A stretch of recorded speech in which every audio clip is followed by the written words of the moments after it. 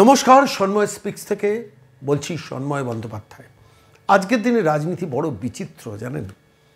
যে মানুষটা দলের জন্য প্রাণ দিল, জীবন দিল, কিংবা যে মানুষটার পরিবার দীর্ঘদিন ধরে পাড়া ছাড়া থাকলো, বাড়ি ছাড়া থাকলো, প্রথম দিকে যখন সংবাদ মাধ্যমে খবরগুলো বেরোয়, রাজনৈতিক নেতারা দৌড়ন, ছুটে যান, মিডিয়াকে সঙ্গে নিয়ে যান, মিডিয়ার ফুটেজ খান।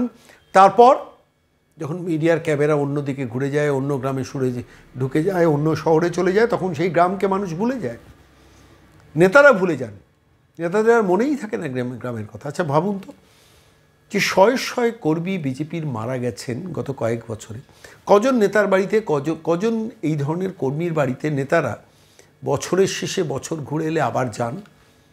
আপনি উদাহরণ দেখান, পাবেন না। আমি বলছি রাজ্যের যারা বিরোধী রাজনীতি করেন, আমি তাদের কথা বলছি, রাজ্য বিজেপি কিংবা বামপন্থী রাজনীতিও যারা করেন, তাদের পরিবারের সন্তান বা তাদের পরিবারের অভিভাবক যখন শুধুমাত্র পার্টি করতে গিয়ে প্রাণ দেন, প্রথম 7 দিন, 10 দিন, 15 দিন প্রচুর দৌড়দৌড়ি করেন রাজনৈতিক নেতারা, সঙ্গে ক্যামেরাম্যান নিয়ে ছোটেন। তারপর যখন বছর ঘুরে যায়, মাস ঘুরে যায়, পরিবার, হতদরিদ্র পরিবার ক্রমশ অন্ধকারের মধ্যে হারিয়ে যায়, তাদের পরিবারের অভিভাবক হয়তো মারা গেছেন বা তাদের পরিবারের সন্তান হয়তো চলে গেছে তৃণমূলের আগ্রাসী রাজনীতির ফলে, তখন সেই মানুষগুলো সেই গ্রাম থেকে চোখটা ঘুরিয়ে নেয়। কেন? সেখানে তো মিডিয়া নেই, ক্যামেরা নেই। শুভেন্দু কিন্তু ব্যতিক্রম। আমার খালি বারবার মনে হয় এই লোকটার এই গুণটা অসম্ভব তাকে জনপ্রিয় করেছে। ভোলেন না, কিছুতেই ভোলেন না। ময়নার বিজয়কৃষ্ণ ভূঁইয়া বিজেপির বুথ সভাপতি ছিলেন। তাঁর বাড়িতে তাকে যখন কুপিয়ে খুন করা হয়েছিল, শেষ পর্যন্ত জেদ ধরে শুভেন্দু অধিকারী ন্যাশনাল ইনভেস্টিগেটিং এজেন্সিকে নিয়ে গিয়েছেন। এনআইএ তদন্ত করিয়েছেন, যারা হত্যা করেছেন তাদের রাজ্য পুলিশ কোনো ব্যবস্থা নেয়নি, শেষ পর্যন্ত তাদের গ্রেফতার করিয়েছেন এবং আরও বেশ কিছু লোককে গ্রেফতার করার জায়গায় পৌঁছে গেছেন। ঠিক সেই সময় দাঁড়িয়ে বছর ঘুরে এলো, আবার সেই ময়নাতে পৌঁছে গেলেন শুভেন্দু অধিকারী। ইতিমধ্যে তার সন্তানকে চাকরি দিয়েছেন, তার পরিবারকে আর্থিক সাহায্য দলের তরফ থেকে করানো হয়েছে এবং সেইখানে পৌঁছে গিয়ে পাশে অভিজিৎ গাঙ্গুলি সাংসদ, তাকে নিয়ে, পাশে বিধায়ক অশোক দিন্দাকে নিয়ে একটা বিশাল সমাবেশ করলেন, স্মরণ সভা করলেন এবং সেখানে অজস্র হাজার হাজার কর্মীর সামনে রাজনৈতিক বক্তৃতা করলেন। এটাই তো সময়ের প্রয়োজন। ডন বৈঠকের থেকে এটা অনেক বেশি প্রয়োজন, চায় পর চর্চা থেকে। কেন রাজনৈতিক নেতারা এটা বোঝেন না আমি জানি না। বিশ্বাস করুন, বিরোধী রাজনৈতিক পরিসর বাড়াতে গেলে হতদরিদ্র ওই মানুষগুলো যারা পার্টির জন্য প্রাণ দিয়েছে, তাদের পাশে বছরের শেষে অন্তত যে দিনটায় তিনি চলে গেছেন সেইখানে তার পৌঁছানো উচিত না, যেটা শুভেন্দু পৌঁছলেন। আমি আজকে সরাসরি আপনাদের ময়নায় নিয়ে যাচ্ছি, শুভেন্দু অধিকারীর বক্তব্য শোনাবো। ময়না না ভোলা লোকটার কথা আজকে মন দিয়ে শুনুন। কাশ্মীরে হিন্দু বেছে বেছে তাদের বস্ত্র সরিয়ে গোপনাঙ্গ দেখে তারা হিন্দু দেখে খুন করেছে। ঠিক একই ভাবে বিজয় ভূঁইয়াকে, একটা সবল লোককে, শক্ত মানুষকে তুলে নিয়ে গিয়ে পিটাতে তাকে নৃশংসভাবে, বর্বরচিতভাবে খুন করা হয়। পোস্টমর্টমের রিপোর্ট দ্বিতীয়বারের যদি পড়েন, চোখ থেকে জল ধরে রাখতে পারবেন না। 100-র বেশি আঘাত তার শরীরে ছিল, পায়ের আঙুল থেকে মাথা পর্যন্ত চৌচির করে দিয়েছে। এরা আর যাই হোক মানুষ হতে পারে না। এমনকি এদের যদি পশুর সঙ্গে তুলনা করা হয় তাহলে পশুকেও লজ্জা দেওয়া হবে। এই হলো এখানকার তোলামূলের লোক। চ্যালেঞ্জ হিসেবে নিয়েছিলাম যে বাচ্চাতে গুলি বোমার আওয়াজ, এলাকা দখলের লড়াই, উন্নয়নের কাজ বন্ধ, একদলীয় শাসনতন্ত্র, বুথ লুট, এক দলের এজেন্ট, এই জিনিস পার্মানেন্ট বন্ধ করব। আমি আপনাদের আশীর্বাদে এই জব্দ করায় ডক্টরেট পেয়েছি। আমি নন্দীগ্রামে হারমাদদের এমন জব্দ করেছি, তাদের ঘাস পর্যন্ত নেই। লক্ষ্মী পুজোর দিন 2022 মমিনপুর ইকবালপুরে হিন্দুদের উপর আক্রমণ করেছিল। আমি ওখানে এমন টাইট দিয়েছি, এখন লক্ষ্মী পুজোর দিন রাস্তায় কাউকে দেখতে পাওয়া যায় না। 2023 উত্তর দিনাজপুরের ডালখোলা, হাওড়ার শিবপুর, হুগলির রিসড়া, সেখানেও একই জিনিস করেছিল। রামনবমীর দিন ঠান্ডা করে দিয়েছি পার্মানেন্ট। মোথাবাড়িও ঠান্ডা আর মুর্শিদাবাদকেও পার্মানেন্ট ঠান্ডা করার কাজ আমরা করব। বিজয় বাবুর আত্মবলিদানের পরে আমরা শুধু দ্বিতীয়বার রেলওয়ে হসপিটালের ডক্টরকে রেখে পোস্টমর্টম করিয়েছি তা নয়, 60 জনকে আসামি করে যে মামলা করা হয়েছিল সেই মামলাকে আমরা দীর্ঘ 5 মাস লড়াই করে আমরা এনআইএ করাতে বাধ্য করিয়েছি। অনেকে গেছে, বাকিরাও ব্যাগ গোছাচ্ছে। কেউ ছাড় পাবে না। শুধু ছাড় পাওয়া নয়, চার্জশিট করিয়ে সমস্ত উইটনেসদেরকে, যারা এখানকার নেতা আছেন, উত্তম সম্রাটদের দায়িত্ব প্রত্যেকটা সাক্ষীকে ঠিক রাখতে হবে এবং এদেরকে 14 বছর মিনিমাম জেলের ভিতরে রাখতে হবে। তার ব্যবস্থা আমাদের নিতে হবে। একইভাবে কথা দিতে পারি, আমাদের শঙ্কর মণ্ডল এবং আমাদের দীপক মণ্ডলের তারা বিচার পায়নি, যেহেতু তাদের মামলা সিবিআই বা এনআইএ হয়নি, মমতার পুলিশ তাদের বিচার দেয়নি। কথা দিচ্ছি 26-এ বিজেপি সরকার এলে শঙ্কর মণ্ডল, দীপক মণ্ডলের মামলা রিওপেন করিয়ে পাতালের যত ভিতরে থাকো না কেন, পাতাল খুঁড়ে তোমাদের বের করে এনে জেলের ভাত খাওয়াবো। আমাদের নাম ভারতীয় জনতা পার্টি। আপনারা ঐক্যবদ্ধ থাকবেন। 26-এর লড়াই সামনে। আমি জানি পূর্ব মেদিনীপুর ভারতীয় জনতা পার্টির মাটি, নরেন্দ্র মোদীজির ঘাঁটি। গত লোকসভা ভোটে কাঁথি এবং তমলুক জিতিয়েছি আমরা। পিসি এবং ভাইপো পাড়ায় পাড়ায় ঘুরেছে হেলিকপ্টার নিয়ে, বলছে অধিকারী মুক্ত করতে হবে। আপনারা পিসি ভাইপো মুক্ত করেছেন, আপনাদের প্রতি কৃতজ্ঞতা জানাই। আমরা 46% ভোট পেয়েছি। এই ভোট যদি রাজ্যে পাই, রাজ্যে বিজেপির সরকার তৈরি হবে। বিজেপির সরকার তৈরি হলে এই মুর্শিদাবাদের মতো হিন্দু পলায়ন, মোথাবাড়ির মতো লুট, সরস্বতী পুজো বন্ধ এবং যে অত্যাচার আজকে রাষ্ট্রবাদী সনাতনীদের উপর হচ্ছে, যে চুরি দুর্নীতি আজকে সর্বস্তরে হচ্ছে, বেকার যুবকরা আজকে 2,15,00,000 পৌঁছে গেছে, নারীদের সুরক্ষা নেই। আমরা এর বদল আনবই। সুশাসন সুরক্ষা আমরা দেবই। যোগীজির মতো সুশাসন সুরক্ষা, হেমন্ত বিশ্ব শর্মার মতো রোহিঙ্গাদের এই রাজ্যের বাইরে চুলের মুঠি ধরে বের করার কাজ করব। যা গুজরাটের বিজেপি সরকার করছে, মহারাষ্ট্রের বিজেপি সরকার করছে, এখানেও কমসে কম 1 কোটি রোহিঙ্গা মুসলমান ঢুকে বসে আছে।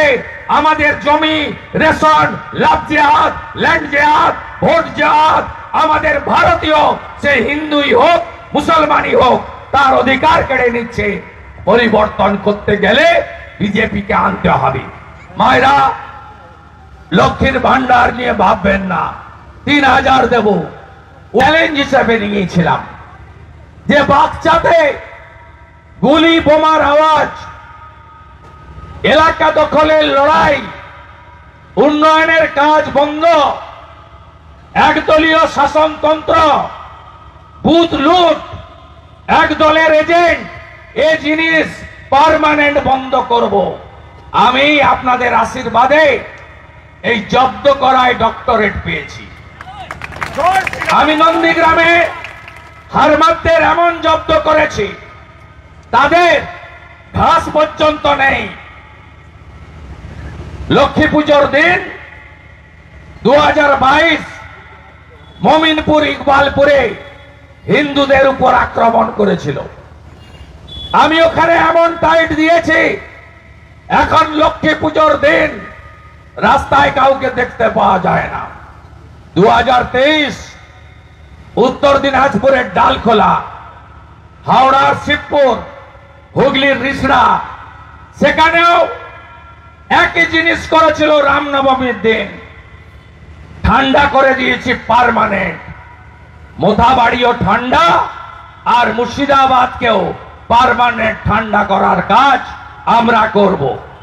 বিজয় বাবুর আত্মবলিদানের পরে আমরা শুধু দ্বিতীয়বার রেলওয়ে হসপিটালের ডক্টরকে রেখে পোস্টমর্টম করিয়েছি তা নয়, 60 জনকে আসামি করে যে মামলা করা হয়েছিল সেই মামলাকে আমরা দীর্ঘ 5 মাস লড়াই করে আমরা এনআইএ করাতে বাধ্য করিয়েছি।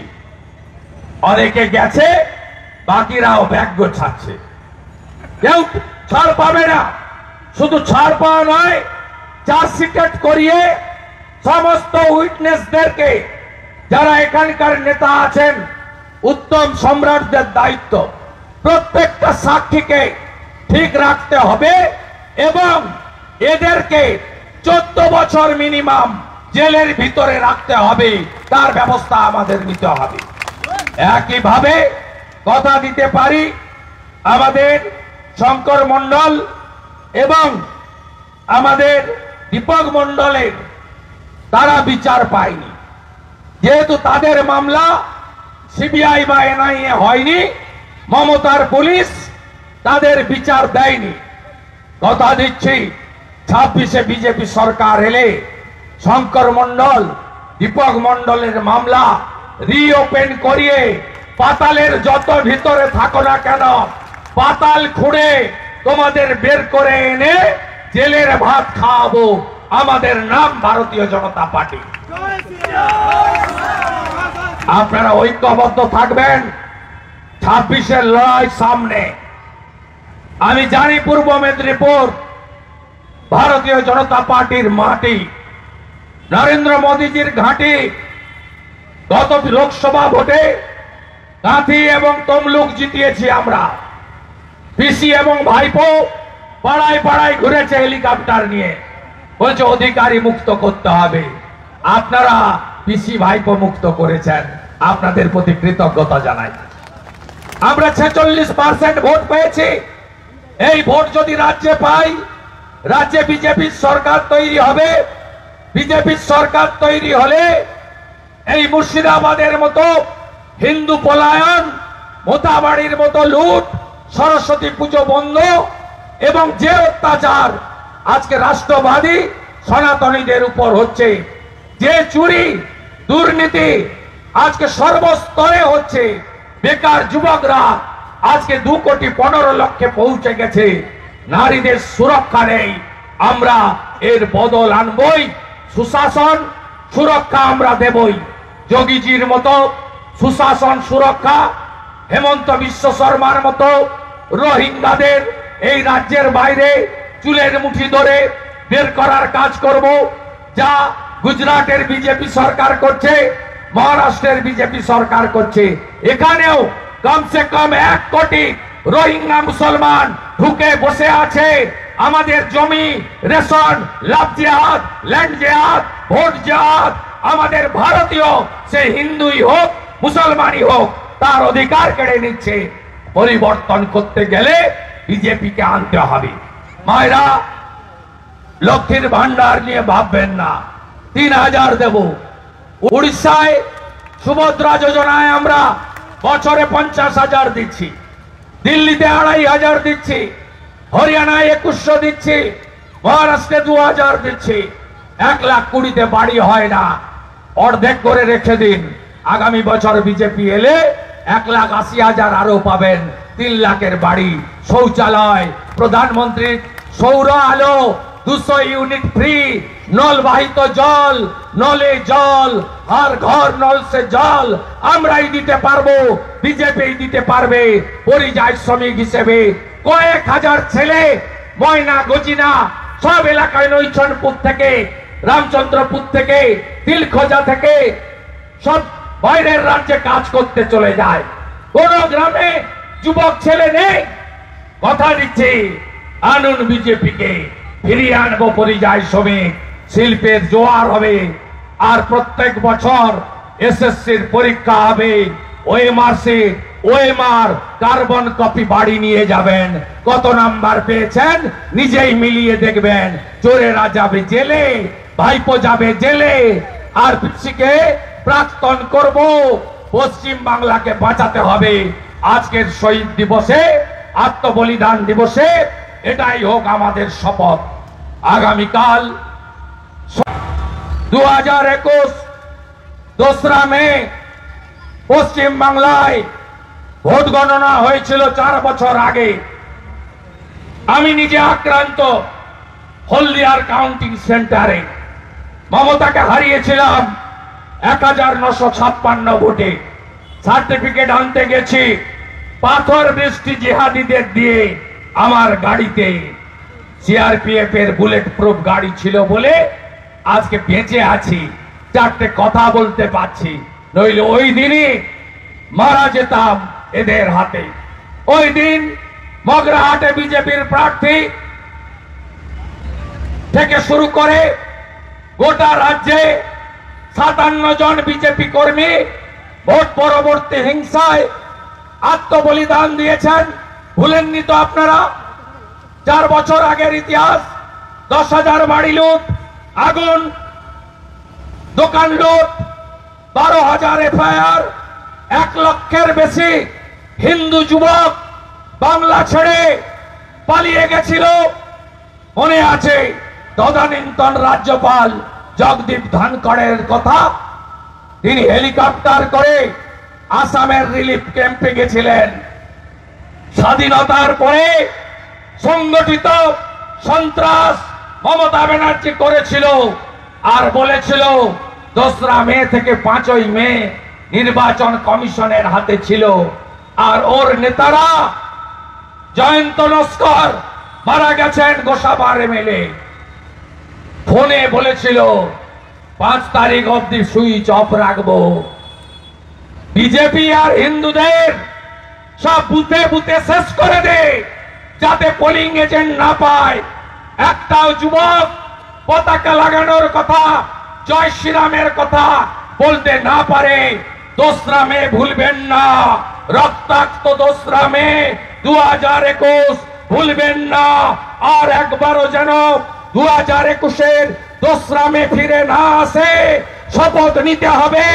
এই শহীদদের সামনে রেখে 26-এ বিজেপি হিসাব হবে।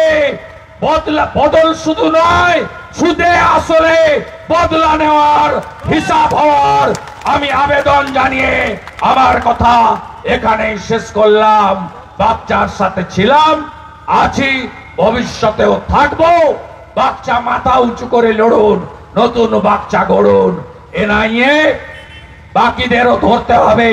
বিধায়ক যে দাবি করেছে, এ দাবি কেন্দ্রীয় স্বরাষ্ট্রমন্ত্রী তার কাছে পৌঁছে দেওয়ার ক্ষেত্রে আমিও অনুঘটকের কাজ করব। সবাই ভালো থাকবেন। জোরসে বলুন জয় শ্রীরাম, আরো জোরে জয় শ্রীরাম, আরো জোরে জয় শ্রীরাম, আরো জোরে জয় শ্রীরাম। ভারত মাতা কি, ভারত মাতা কি, ভারত মাতা কি। আত্মবলিদান ভুলছি না, ভুলবো না। বিজয় বাবু ল প্রণাম, শঙ্কর বাবু ল প্রণাম, দীপক বাবু ল প্রণাম। আত্মবলিদান ভুলছি না, ভুলবো না। বন্দে মাতরম, বন্দে মাতরম। বিজেপি জিন্দাবাদ, রাষ্ট্রবাদ জিন্দাবাদ, রাষ্ট্রবাদ জিন্দাবাদ, দেশপ্রেম জিন্দাবাদ, সনাতন জিন্দাবাদ, সনাতন জিন্দাবাদ। বন্দে মাতরম